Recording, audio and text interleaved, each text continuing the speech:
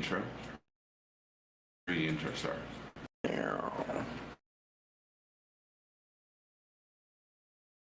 Okay. Plus chat. All right. That's it. All right, and we just start. You're ready. We're ready. Welcome, boys and girls, to Furlough Friday, Fireside Chat, Feature Friday, soon to come. I have my good friend with me, Joe Casanova, who, birthed this whole thing. Thank God for this man. And we're gonna have a little sesh today. We're gonna have a little brain dump, talk about some marketing stuff, probably about some life stuff as well. Joe, how are you, my friend? Doing good. Mike King in the building. How are you, my friend? Man, I'm all right. Can't complain. It's another day. Good to be here. Ready to get this Furlough Feature Friday Fireside Chat. A bunch of F's getting thrown out right now. Started. This is gonna be a fun little adventure. So I'm good, man. I'm good. You're still here in Miami. I expected you to be across the world by now. Yeah, I was supposed to be relocating to Bali, but this COVID stuff, even though in Florida things are wide open, it doesn't seem like it's stopping. And apparently cases are surging. They're still making you quarantine in certain places, so it's absurd. So I'm locked in here for the foreseeable future until the world allows me to relocate seamlessly and effortlessly, because that's how I think life should be, seamlessly and effortlessly, just going through it. In a perfect world, we flow right through it. I didn't think COVID was a thing anymore. I start looking weird at people when they're wearing masks in Miami now. I'm kind of like, what are you doing? And I walk into my building every day. There's a lady at the front who just instinctivally is wearing her mask because she's been trained. Like, you can take that off now. I think so. That's what Biden said. It's crazy.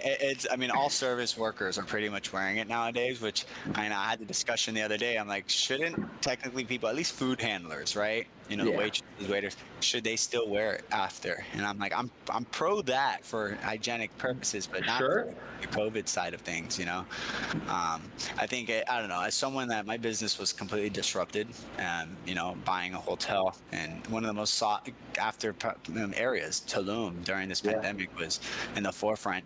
I got rocked. Like 2021, I did taxes in April, and I saw the reports and the numbers. We got destroyed. I don't know how businesses are supposed to survive during this pandemic, and we got no handouts. We didn't get it. We aren't a major corporation employing tens of thousands of we aren't federally backed or any of that. So, and I can imagine all other small businesses that are just kind of experiencing the same thing. So I'm anti-pandemic. I'm anti-COVID. I think it's absurd.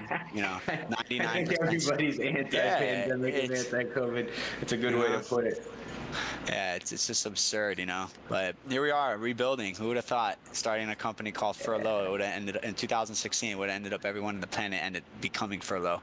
And just put a unique time to be where we are today. And I gotta say, it's a little surreal being the first guest of this new venture of ours. And after building, as you know, and maybe some of the viewers of this know, that I was facilitating a lot of sessions and doing those type of things for Furlough for as long as I can remember. It's just over 100 sessions, and this is the first time of being a guest on it, and just beyond excited for it. So, and excited to pass that, man. Right? And there's no better person I'd be more excited to be interviewed than you. So, of course. Now, a while ago, what was it? 2.5 years ago, we did our first go at one of these interviews in that little shared workspace, and instant chemistry. So it's only right. We're right back at it, moving forward with it. But no, it's been interesting to see the evolution of Furlough, right? And how it went from being focused just on influencers to then just general digital marketing, which in the future we're going to have some really fun shows, pulling in some influencers and getting an understanding of what they're doing to make revenue, and then pulling some marketers in as well and getting an understanding of what they're doing to make revenue, and matching up, if you will, the similarities, which I think a lot of people overlook. But did you ever think that this is what Furlough would become? Not at all. Furlough really started as a way to leverage I've never been one that just I like, for example, Gary Vee. I love Gary Vee. Tony Robbins. Love Tony Robbins. I Love Tony. met both of Big them fan of Tony. Yeah. You know, my only issue with them is if anything ever happened to Gary Vee and VaynerMedia and Tony Robbins and the Tony Robbins Foundation, is that will their legacy outlive them, and will their brand and the business that they built, since it's so tied to them? And you know, one thing that I'll never forget what Tony Robbins said was just like, you know, this isn't my island. Like, I own it, yeah, but this island's rented. Like, you know, I had a friend that was married for so many years, passes away, terrible, left his wife and kids. The wife's remarried. He's like, nothing is owned by anybody, and it becomes somebody else's eventually. And you know, using the wife who's a widow, that's just something to the extreme. But same with the island, it will become someone else's island. And you know, with Furlough, it was always like, I was doing stuff with the influencer space as a marketer coming into this. As you know, influencers don't say, I'm gonna get a master's or bachelor's in marketing and become an influencer. No, they just post their lifestyle, end up getting a following. Some of them get a cult following, start figuring out brand deals. You know, the majority of them start by DMing brands like, hey, I'll shout this out for you, and then they realize they can get paid for it. And me as an outsider in with marketing awareness approach, come in and just completely tell them what to do. And I was just like, there's something here. And then we started doing the trips, we started doing like the one-off campaigns and things like that. And I really realized that, you know, the influencer space is the Wild West. And as I realized, I know influencers with millions of followers that struggle with paying rent, and yet they're so influential. And it's like, what are you really influencing? And from then, it just kind of transcended to be, you know, everyone is an influencer. And I still think I'm aligned with what the core vision was with this brand. I never thought it'd become what it is today. And the fact that we are really doing, like, the scope of the roadmap of what we are going to be doing is going to be very disruptive, and we have barely even scratched the surface. And I'm excited to put another 4 years into this, to be honest. So yeah, very maybe hyped. longer. I think too, this is even though it's not the beginning, it is just the beginning of like a solid foundation that's going to grow. You have a tremendous community on Discord of, you know, like-minded individuals that's inevitably going to grow even more and more and more as you continue to do your masterminds and put out content. So I think, you know, for me, something you mentioned when describing your process of Furlough is just that evolution and how many influencers become influencers by just doing, right? Like, a lot of marketers become marketers by just doing, right? They just start doing. And even myself as a digital marketer, right? I wouldn't say I'm, you know, the most talented digital marketer, but I'm you know, I try to sell things on the internet, and sometimes it works. Some people do it better than me, some people do it worse. But I'm in this interesting stage where for the past, I guess, the entirety of my career, I would always say, I don't care what other people have to say. I don't want to learn your lessons. I'm just going to go do it and figure it out. And right, I think I actually talked to this guy the other day who has a podcast where he interviews people about what they did in their 20s. And what I did in my 20s is I just fucking worked and figured out what didn't work and fell down and got back up and didn't listen to anyone.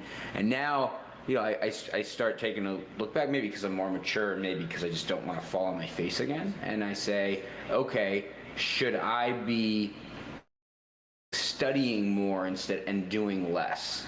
And so I'm curious to know, in your mind, I think the past decade, for influencers, it's just been, if you do anything and you put it on the internet, it could work. It's so crazy. I mean, Yeah. I know what you're saying. I seen this. There's this one guy on TikTok. I think it's like Dasani player, which it stuck with me because I hate Dasani as a bottled water. I think it tastes like saliva. It's the worst water in my opinion. And I look at this guy's TikTok campaigns, and I'm just like, this is so bad. And he'll grab his phone, put it, like, look at it, selfie mode, and just walk up to people and just be like, hey, what's up? What tattoos or no tattoos? And they're like kind of confused, like, what's this guy? He's like, it's for TikTok. And like, he's actually saying this, no edits, just raw. Guy hit 30K followers, and it's just so crazy. The comments, people are eating it up, but he does it every day. And so let's talk about this. I think because this is going to be something super interesting that we continue to dive into. You got this influencer who just goes out and tries something and does it, and then you have these online marketing gurus or online marketers who are literally like studying how do I get people's attention online, how do I get sales online. They're almost polar opposites. At what point does that will they come together, do you think? Do you think there's like an influencer training program that could benefit other people? So, I mean, it's funny. That's what we're kind of laying out the foundation for here. Yeah. You know, because I do believe that marketers are just as influential as influencers. And I think influencers, as you know, one of the proprietary terms that we've created called full stack marketing, they incorporate one of the full stack, which the full stack is one, obviously social media. You need social media, but where do these social media influencers send their traffic? Online websites. So we've kind of consolidated all that to SEO, and abbreviations in this space frightens people, especially if they don't know what it means, but it's just search engines. Like that's all you have to do. Optimize for search engines. And you know, it's either you're good on social media, you're good on the web. All right. And then the other two things is, well, if you have the people already on there, how do you bring them back? Well, email marketing and any form of remarketing, chatbots, things like that. And then you have the top of funnel, which is the paid version, which is advertising. And that's really the full stack. And marketers are great at those things. The social media aspect has always been so tough for marketers, and it's, if you look at any real marketer, that their social media following is kind of tough. It doesn't resonate. But yet I know marketers with less than 1,000 followers that's generated millions of dollars for brands, and they're just highly sought after. And we're talking 6-figure plus salaries and equity in order for them to consider a position, which an influencer, you'd be surprised if they get a job at 60,000 out the gate. Like that's just, it doesn't work like that. So I think the biggest thing here is really the content element. And I always said that us marketers, whether an influencer or a digital marketer, right, we're all scientists, and we're really running these hypotheses and these experiments to test. And, you know, marketers have more data because they've done this for longer, and they have an idea of what works and what doesn't. And, you know, the influencers are kind of winging it. And, you know, it's that organic authenticity that's resonating. And these marketers, if they're running advertising, they still need to come up with that content, whether it's the creative elements, whether it's copy, like text writing only, or a video. And that's what the influencers do the best. It's that user generated content, because they do it all the time. And I think, you know, marketers have a lot to learn from influencers, but I think especially what we're doing here at Furlough is that influencers have so much to learn from marketers. And I agree. Yeah, so there's definitely going to be, you know, a change, and I wouldn't necessarily say a change, but an adaptation. And you can see it now more than ever, is especially when TikTok came out. These Instagram influencers were all in on Instagram. I find it fascinating because none, like I mean, some of them are. To say generalizations like none or all, it's absurd. But a good amount of them are not like transferring, in the sense of transferring over, that they're not able to create this TikTok content, which is different forms for channels. And they go back to Instagram, but Instagram right now is not giving rewarding to organic reach. And that guy that I just told you about, who's just posting selfie version videos, he's doing so well on TikTok because TikTok is so rewarding. And I'll tell you right now, marketers, and you could look at Furlough's strategy. Furlough is doing fantastic. Our one post of a text-only post, long-form content on LinkedIn gained 20,000 impressions. We have 300 followers. How is that possible? And it's because LinkedIn, I mean, I'm big on LinkedIn. Big on LinkedIn. Too, but we're marketers. It's highly underutilized. Highly underutilized because there's just not enough people that are posting content on there, similar to when TikTok started. Right? When TikTok started, anyone who posted content, they incentivized, they pushed it to the top. And on LinkedIn, I think people are used to just viewing content, that they're going to and continue to reward the people that actually contribute on that platform. I mean, the algorithm is powerful, but there's a difference, right? It's the difference in type of people you're reaching out to. Who's on LinkedIn? It's, you know, the very professional people. Who's on TikTok? It's the 16-year-old girl. Probably boy. But let's be very clear. the youth is pushing this innovation. The youth are in Yes. control, and I just want you to know I miss your face. Your face I kind of know. dropped out. I missed you. I know you missed my face. I'm No, getting there. I actually cannot see your video right now. So, I know. I know. okay, I know. just making sure. But I do miss you, man. We should hang out sometime. But We will. We will soon. on what I have to say, when it comes down to the youth, and if you look at companies like Roblox is a metaverse company that has a crazy user rate of kids of like 13 to 15, and they have insane evaluations. And the reason why, you look at something like Facebook versus something like Roblox, Facebook has an older, older demographic. The older demographic, as they get older, are going to transfer their wealth to the younger ones, and these younger ones are going to be the ones that are fueling the economy, not the older ones. So betting on where these younger kids are, which I will tell you, that's exactly why I built my community aspect. And I think, community, especially in 2021, with any brands, is the gamers with the streaming and the Twitch stuff have pushed innovation when it comes down to these communities, and they've shown how, you think your like and comments engagement. Go look at how these gamers have these kids, thousands of them, staring at them play video games for 8 hours, talking in real time in the chat and interacting.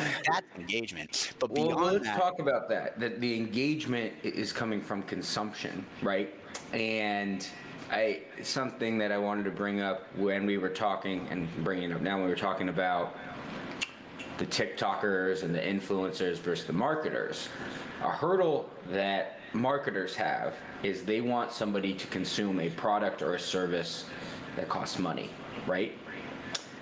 The influencers are basically giving goodwill or free content, easy to consume products because it's free and it's there. We live in a consumption society, but where a lot of influencers have trouble early on. I know a lot of successful influencers that have cracked this code is how do they monetize on the consumption? While the marketers, their only goal, they don't care about eyeballs, they care about consumption.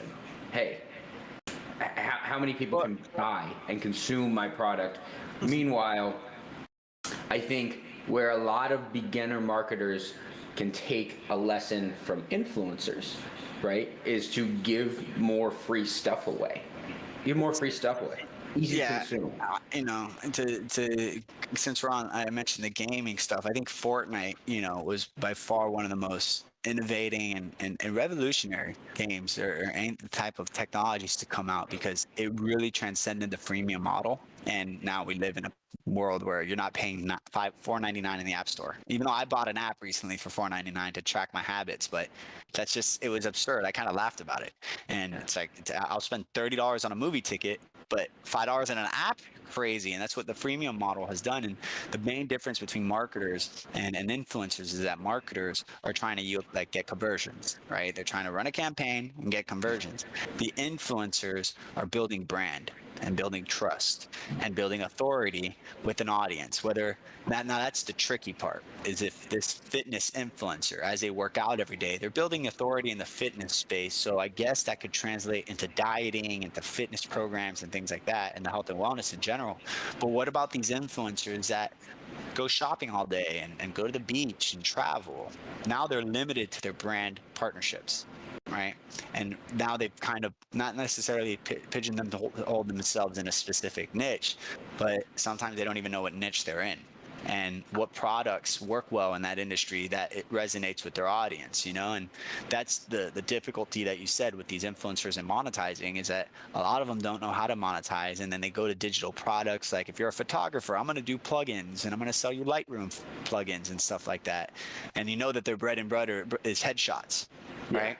But how do they build that? Well, let me build the course on how to do headshots. And, it's always a huge experimental game, which goes back to the scientist's approach. Just absolutely, these influencers should be experimenting, especially with, brand deals and partnerships to see what works. And, right now it's crazy because they're paying what's called CPM in the marketing world, which is cost per milli impression. You're paying for views and attention. And I think we're going to end up seeing a transition more into the performance state of actually what's yielding conversions. And you see Instagram did this incredible new update that basically now makes it look like they're not competing against TikTok, they're competing against Amazon. And you think that the shop integrations, you go to Amazon and go to Nike's Amazon store and go to Nike's store on Instagram, there's 100 times more products on Nike's Instagram shop than it is on Amazon shop. And what you're going to see, if they haven't done it already, because I haven't experimented with the shop, actually July 1st, I'm starting this new client at leisure company, $170,000 a month, only doing social media, because they're doing such organic stuff with these influencers, and they're not doing any of the traditional marketing stuff, which works, especially with the law of large numbers. When you have a certain amount of people, these things work, and the percentages, so on and so forth. But, you know, they're oh my God, I got this. I got it. It's right there. Yeah. You know, so once I experiment, I could actually tell you with the tracking attribution of what these performances of these influencers on app. They don't need to leave the app, and I don't need to do cross-domain tracking with a specific link to see all the traffic and stuff. It's all done in the app. So I could say my post drove 20 sales to Nike, and Nike might end up, because of this and the frictionless journey, Nike might end up opening brand ambassador deals to people like myself and you who don't have a cult-like following, but we do, at the end of the day, are influencers, which is the whole Furlough thing, is that we can influence 10, 15, 20 people to do a purchase. And these macro influencers, you know, they're in trouble. And what do they have to do? Well, they got to build brand. They got to own part of businesses, which you see these influencers like Josh Richards and all these other guys. Like I could list all these TikTokers' names. They're getting involved in venture capitalist funds. And they're investing in these businesses because they have crazy audiences. So it's just an interesting space and interesting to see where the progression of all this goes, because it's going somewhere. Well, let's talk about the macro influencers versus the micro influencers, right? Do you think in the future we'll see better engagement and conversion rates with micro influencers posting, say, something about Nike or about a ring light, whatever it may be, whatever they're trying to sell, versus a Josh Richards? So Josh Richards, of course, it's going to be a volume game, just mass media. It's like Kendall Jenner, right? Great. You're famous, you're young, you're on TikTok. A lot of people look at you, and they also have a tremendous audience for consumption, like young people consume. Do you think brands will ever recognize relatability over exposure and prioritize that? I think it's actually happening right now. I mean, with just numbers sake, micro influencers do convert at a far higher rate and percentage than macro. The thing with macro influencers is so great for top of funnel brand building and that reputation and that association, you know. But you take someone like Josh Richards, who started off on the TikTok, and now he's kind of transcended that and podcasting with Barstool Sports, his founder and CEO Dave Portnoy, and it's interesting to see them two cross their audiences together. But that was a genius move, by the way, by Dave Portnoy. Right. For sure. He's like, I'm old. Let me get with the hit. Yeah. I can't become irrelevant. How do I not become irrelevant? Let's go to the people that are going to be in college, right? Yeah. The young ones. Going back to the Roblox conversation, exactly that, and investing in the youth. And I haven't even gotten to the reason why I'm so big on I think the biggest social media platform of the future will be Discord, and it's because of the level of engagement that you can have, and it's these kids are showing it. These kids are showing it. I kid you not. I brought high-level marketers. One person is specifically that's coming to mind. Just exited $100 million e-commerce conglomerate of 5 brands. $100 million and of year-to-date revenue. Through Discord. No. I brought him. He's separate, and I brought him into Discord, and he's now helping me really, take this brand to the next level. And he's like, I'm not a social media guy. What's this Discord thing? I'm like, trust me, it's a replacement for any communications platform. Like, we use Slack, we use WhatsApp, whatever any businesses use, Notion, and so on and so forth. And as he understood, started familiarizing himself with the platform, he's like, you're right. I've never seen not Facebook communities, not Facebook groups, none of those, not Instagram, not YouTube. No platform is really showing the level of engagement that you can with here. And just like you and I are FaceTiming and talking right now, this is a private room, but if we were in a public room, other people can join in on this conversation and sessions. And where do you have that with an influencer? When influencers' conversations seem to be very one-directional, to the point that they outsource their comments and their DMs and their chat messages when it comes down to their premium subscription platforms like OnlyFans and things like that.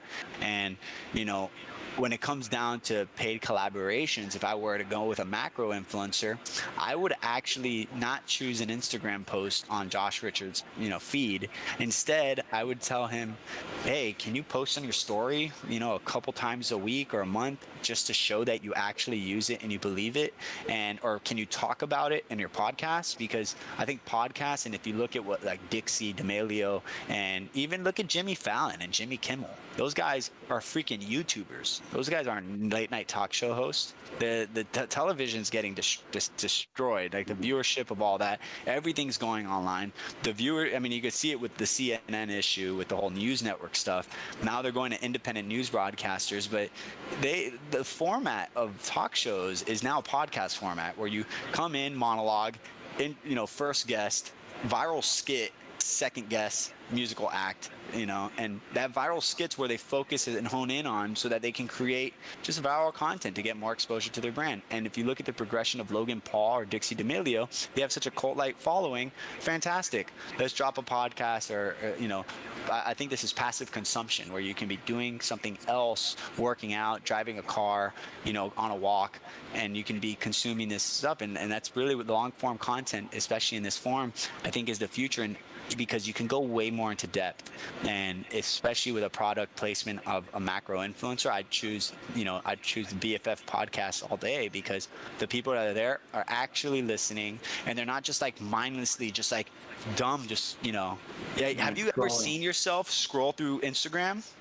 Yeah, it's a bad habit. You It's look a horrible dumb. habit. You look dumb. You're just like drooling and just like, it's just, it's not, but versus a podcast, you're just into it. You're laughing, you're hearing them talk, and then they say a placement on a cool product or service they actually believe in, because these influencers should not be working with brands that are not aligned with what they're doing, because authenticity goes the farthest. And that's what, an authority should be doing. It's that their endorsement encourages behavior. And that's what an influencer is. So, Let's talk about authenticity and usage of a product or a service. What is something that you use every single day?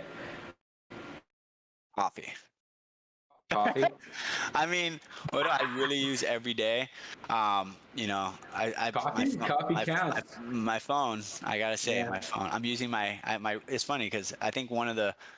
Someone asked me what's a must-have purchase of less than $100, and I think now with COVID, it's the fact that this is my office. This is my office. I got a couch, a chair. That's where I nap. This is where I work majority of the time. And I think a light, and I just returned one. I have one somewhere around on my desk. Actually, I'm using it to hold my phone up. I had a camera with a light on it. I didn't like it, and I'm now just purchased a light, comes in today. But I think if you do not have a light for your computer or something for your camera, it's look at the difference here. Like it's night and day. It really increases the qualities, and I think that's something that should be. I use it in all my meetings. I always have just a light, because it does level up, especially if you're in a meeting with other people who are not well lit in well lit rooms. You look like you're photoshopped on them, and it puts you in a level of prestige. Have you ever gone out and you just look great, and everyone around you looks bummy out? It's a funny thing, because I know. I got one point. I used to date an influencer. We'll leave her name out of it, but it was always about her appearance, because she was an influencer. She knew she was going to see people. And there was this place in Miami called Space Nightclub you're familiar with. And very familiar with Space Nightclub. Space has after hours. And after hours, people are sweating. They don't look that great. Let's talk about that. Let's talk about that. I'm gonna just we're tapping through that one. We're not. I don't want to be talking about space, but I will tell you, me and her, Saturday night we would go to sleep at like 10 p.m. We'd wake up at 3 a.m. and we'd get ready and go to space, and that's like we'd do that once every while. She would get dressed and ready, and when she came in, I remember seeing her, and then all the people at space are just like they're going through it. She looked so unreal. Like you could see her floating through the crowd, because as she presented herself, she was clean. Everyone else was sweaty, dirty, and she was just like makeup, hair done, looking beautiful. And I think that's what lighting is. And that's like the most important. I can appreciate that. Yeah, I think you're right. Lighting goes a really long way. My purchase underneath $100, that's a must-have, a jump rope. Yeah, jump rope. For sure. It's fine. I have a different product. This is one that I was pushing on Amazon. I can go grab it if you want me to, and I'll demo. I'm gonna demo it to you right now. Give me one. Do it.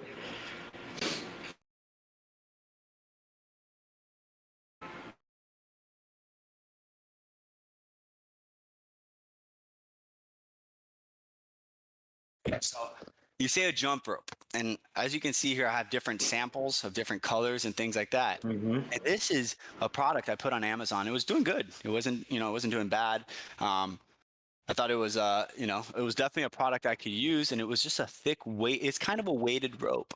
And the beauty about this was that I call it a fitness rope for mobility, and you grab it, and the way you move, and the only thing I have issues with a jump rope is you still need to jump, and the jump is impact on your knees. And as you can see from these athletes, it weighs you down, right? So with this model, it was no impact on the knees, and you get the mobility of your shoulders and the movement and the cardio.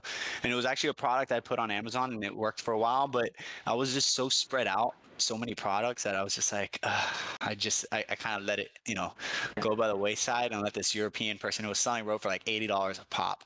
That rope does not cost that much, but he pretty much owns the market now. So, but definitely, I agree with you on that one. I got to put you down on this rope. I think it's I'm with it. I like it. You're right. The jump rope has, definitely impact on the knees. But for me, I travel a lot, right? And I have to work out every day. And it's the easiest way to get a nice little workout in. Some push-ups, some jump rope, just keeps the heart going. Yeah. I'll tell you, the pandemic, outside of disrupting my business, outside disrupting my social life, it's disrupting a lot of, you know it. You and I, we used to see each other probably once, at least every 2 weeks. And then we went it's like at least a year without physically seeing each other in person, and it wasn't even because of COVID. It was just I felt like behaviors and paradigms were installed into me. Stay home. Don't worry about social stuff. Don't get drunk. Stay not hungover. Wake up, drink coffee, work. And it's honestly, it's very fruitful, and it's made me very happy. You did better than me, man. Someone's got to do it. You know what COVID did for me? Just because for me, I have a problem with authority. I'm sure a lot of people do. So when they told me, or the powers that be and everybody's advisory was stay inside, don't do anything, I was like, nuh-uh. Yeah, and tan today. Yeah, I'm going to a warehouse party, right? I'm doing it. Too good. I would say though, I did make my way on Halloween last year I just had to. I had all the underground parties in the scene here, which to me was just so blown away at how they got away with it, and how $250,000 underground events, like they were making $250,000, which is insane. I was like, I got to see this for myself. And it was so fascinating to see. I was getting prohibition vibes because, as you know, that the alcohol industry is owned by the mob, and the only reason the mob was able to own that industry was because they laid the foundation for it during the prohibition. And next thing you know, pandemic happens during COVID, you have these underground parties in Miami, and all I kept thinking was the people that are doing these underground parties are going to have a platform to really elevate and take off when this stuff ends up becoming legitimate.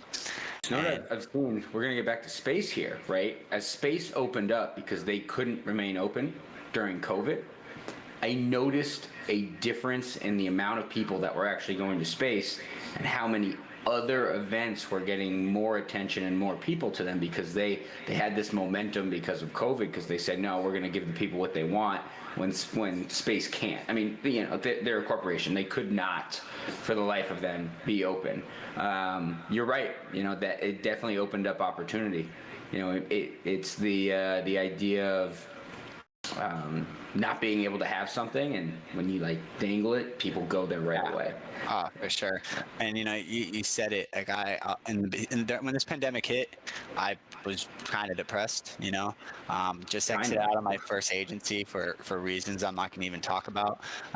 And I went into the real estate stuff, got rocked. And then I was just like, wow, I don't have any clients, I think the government was paying me some money. I was like, all right, we'll hang out for a bit and really understand. And then I started streaming and started teaching. And then the people I started teaching just started talking to each other, and I had a community. I just was like, oh, I have Furlough over here. I have this community here. Let me just merge it, bring it together, and see what happens. Never really worried about money, and just kept working at grinding. But it's crazy because it came to a point where I was just tired of doing nothing all day, and I was like, I gotta do something. So I started talking to people, and then I started posting on my Facebook, where people know me on my through high school and stuff, and I would just talk about what I did and what I'm doing and how I could help people.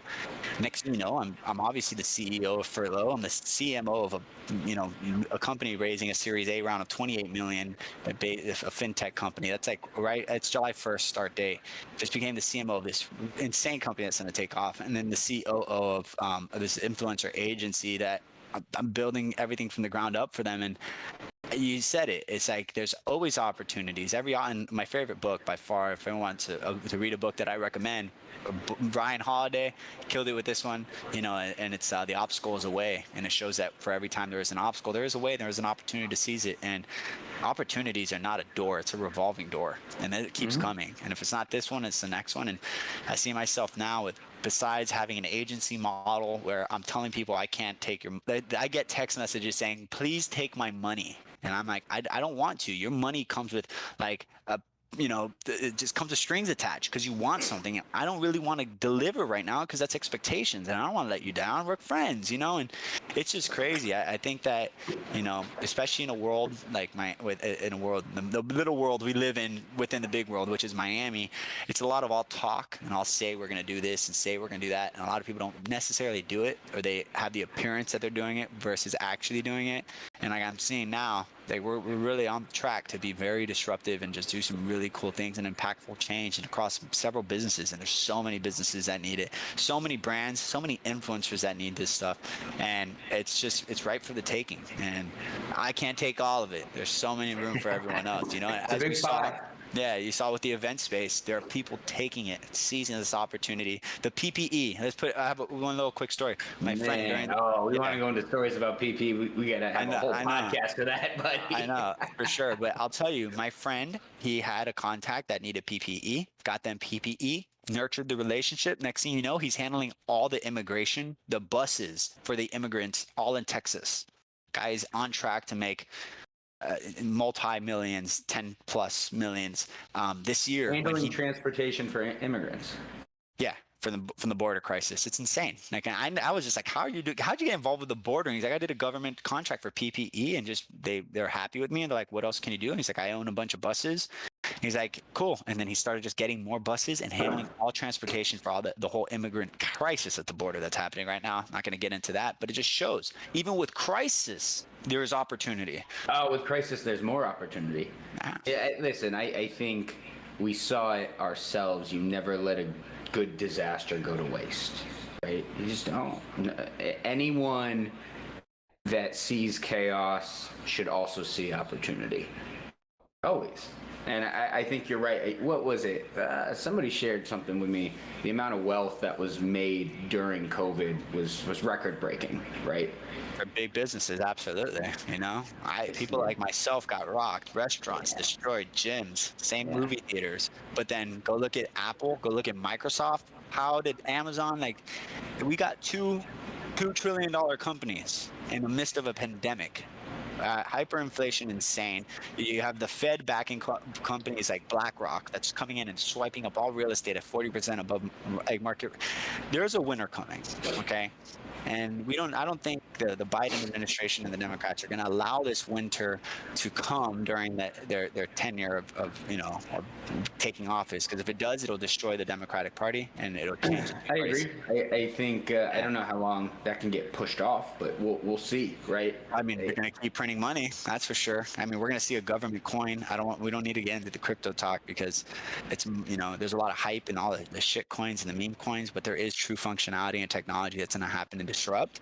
But it's precedent times. There's never been a time like this. There's so much opportunity, and if you're not getting, that's what I hate about the unemployment, because our mutual friend Pete Diaz Production, it's hard for him to find workers, because what he would pay someone in a day rate of $300, which is great, $300 in a day, who wouldn't take that up, right?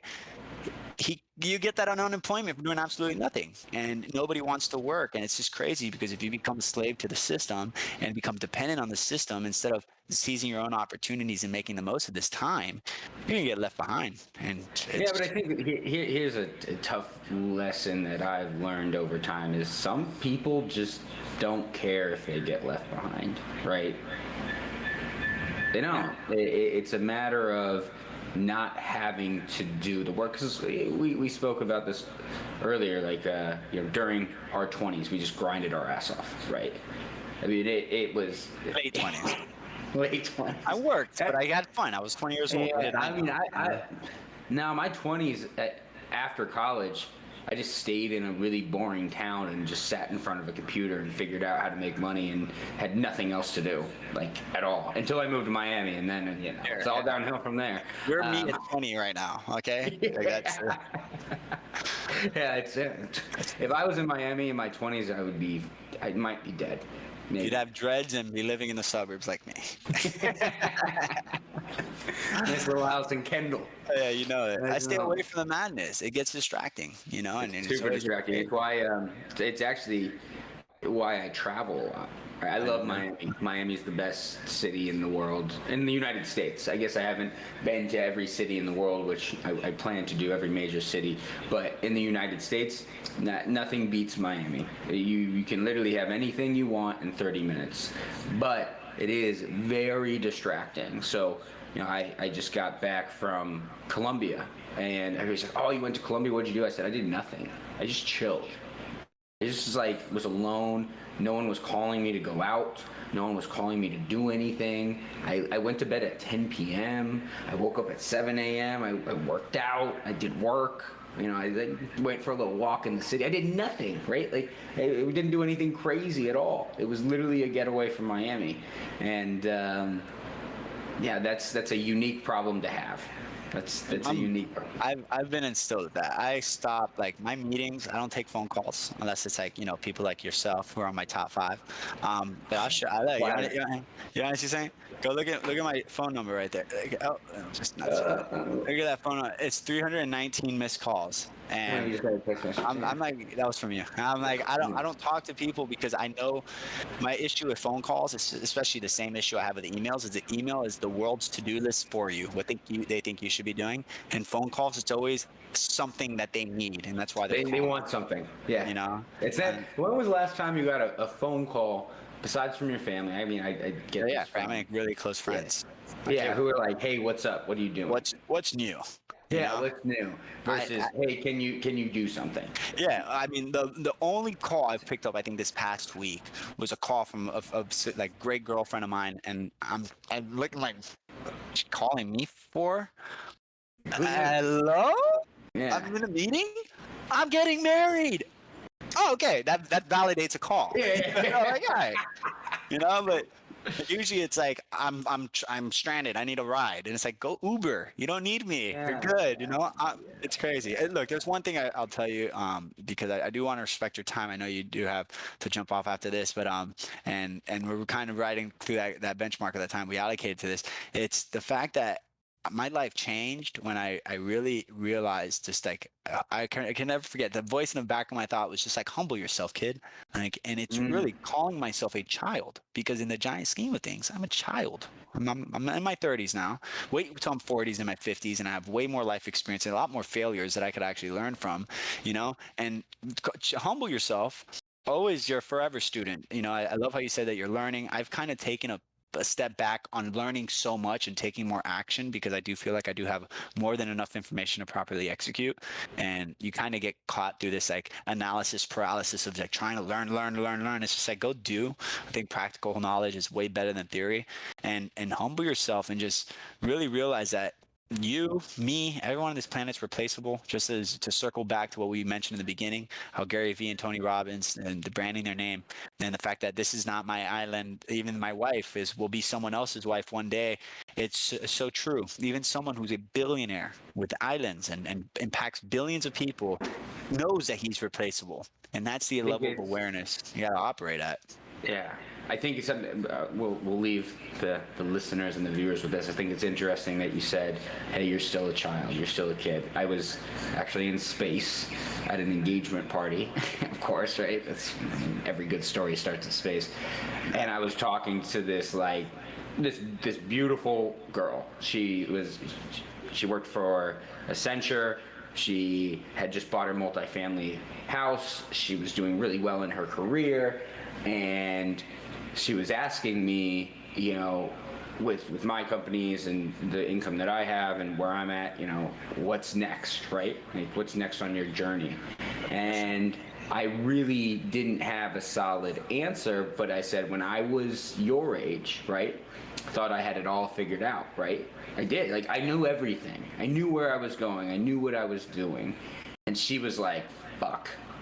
Sorry, I don't know if I said it. Oh, well. She was like, don't tell me that. But it's true. You do humble yourself as you continue to grow, and you go from being young and having a really strong ego that gets you through those work moments where you're just grinding through things and believing in yourself, to then achieving and saying, maybe I don't have it all figured out, right? Even if you have all the money coming in. And I told her, this is a battle that, not a battle, just, something that I think we all go through. I don't know if it's ever enough, right? It's not. It's Never. not. I'm so done with money metrics. Like I it's not my. I will go with customers. I'll stop you there. Money metrics are safe metrics.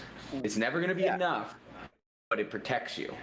Yeah, for sure. I mean, with client-facing side, of course, you got to put KPIs with money. Always. That's what the money talks. Okay, but on my projects that I own, it's like Furlough. There's no monetization aspect. Like I don't really care for it. Trying to build the best product ever, and it's actually a product that I believe in and I use every day, all day, and I wish I had it when I was younger, because I'm solving such a key problem in this space, in this industry, and myself, and I'm focusing on that. And if I focus, it's crazy, because I had somebody talk about they want to start a community so that they can use it for lead generation. I go, you're defeating the purpose of starting a community. A community should not have an alternative motive except servicing that community. Instead, you're trying to monetize it. Good luck. Like, I want to know how that goes, because I will tell you, this community, the reason why it is what it is today is because there was no strings attached. And what if these people take advantage of you? And it's like, you cannot take advantage of me if I give you without strings attached. Because if you take advantage of me by me giving you with strings attached, then I guess I had some strings attached because I was expecting something. And that's the problem I see with a lot of people, is they're not giving, and they have alternative motives, or they're strings attached, and it's just unfortunate. And it's just give, do your best, show up. Showing up's half the battle, and just keep it going, and constantly adapt, take a step. I like small steps, but I like bigger leaps. And I always like, every now and then, especially every quarter, as we have July coming around, the start of quarter 3, I think it's important just to stop, don't do anything, and just look at where you were, look at where you are, and look at where you're going, and saying, this makes sense. I like this path. And put your head down, get back to work, and then in 3 months, lift it up and be like, are we here? Is this it? Is this what I dreamed for? What else is there? Yeah, because I'll tell you, the money in the bank account, just go ahead and go to your bank account, go to inspect, and then change the numbers. That's what it is when you have all that money. Mark Cuban said this, it's just a scoreboard. It's exactly that. It's just a scoreboard. At a certain point, you have enough. It's just a scoreboard. No, and that's I'm not a fan of the money metrics. I like the impact and the change, and I do have a goal of helping 100 people make $100,000. Short 90 so far. Yeah, it's very. It was it's a New Year's goal. Well, actually, anyone watching this, I'm sure we'll add a link below. Click a link below, and we'll help you make $100,000. We'll figure it out. Yeah, just get on a call. We'll figure it out. Yeah, right? We'll figure it out. It's absurd. Well, on that note, this was a great session. We have a lot. We have a lot to unpack here. Another session: space, crypto, more COVID, maybe. I think we're gonna leave COVID out, but space and crypto sound fun. Joe, awesome, man. I love you, brother. My king. Always good to chat with you. And boys and girls, we appreciate you watching and viewing. I'm sure when this is posted on YouTube, there will be a link below with some resources or a time to chat with us about masterminding on our Discord, or maybe making you $100,000. And just look in the bio. We'll figure it out. You already know. Awesome, guys. Appreciate you, Mike, the hostess Moses. Take care, everybody.